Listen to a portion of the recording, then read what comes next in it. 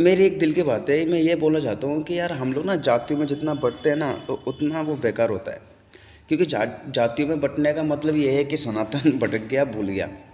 अब भाई मैं अगर कहीं पे ज्ञान दे रहा हूँ, ठीक है, तो उस टाइम मैं ब्राह्मण हूँ। और अगर मेरे दोस्तों की लड़ाई होगी, उनकी गलती नहीं है, या फैमिली पे कोई बात आ रही है, मैं लड़ाई कर रहा हूँ, तो मैं क्षत्रिय बन गया हूँ।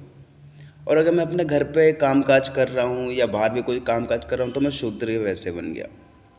कहने का मतलब ये है कि आज की डेट में ना भाई सब कुछ सब है, बस सनातनी बनना ज़रूरी है, बाकी सब सब है। अगर कोई एसटी, एससी, ओबीसी, जर्नल, ये कागज़ों की देन है और कुछ महान लोगों की देन है। लेकिन आप इतिहास में पता करोगे, रामायण काल से भी पहले या उससे भी पहले, तो आपको ये दिखाई देगा कि सनातनी सिर्फ सनातनी था। और मुग़लों के बाद हमारी जातों से बहुत छेड़खानी करी गई।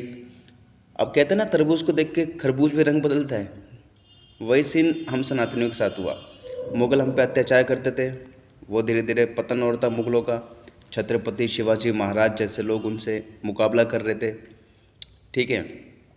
तो लोगों को ये आदत पड़ गई कि दूसरे को दबा के रखो तो कहीं ना कहीं सुकून से रहने का मौका मिलेगा। तो लोगों ने ब्राह्मणवाद भी फैलाया और लोगों ने दबा के भी रहे। लेकिन ये ब्राह्मणों की गलती हुई थी मानता हूँ, लेकिन यार उस टाइम पे तो हम पे बुद्धि नहीं थी ना। उस टाइम पे तो हमें ये लगता था कि जन्म से जाति होती थी।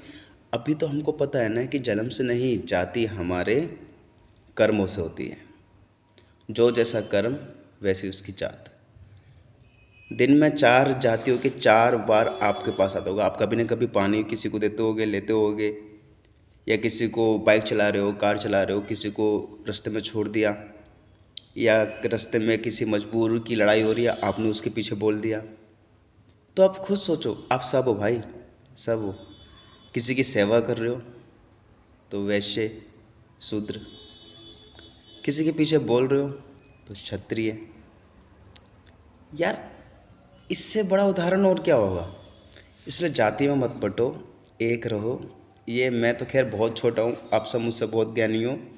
बस समझ जाओ कि जाति में हमें अब नहीं बटना है। अब हम एक हिंदू सनातनी हैं, ठीक है। और हमें अपना इतिहास लोगों को बताने की ज़रूरत है। बस, धन्यवाद।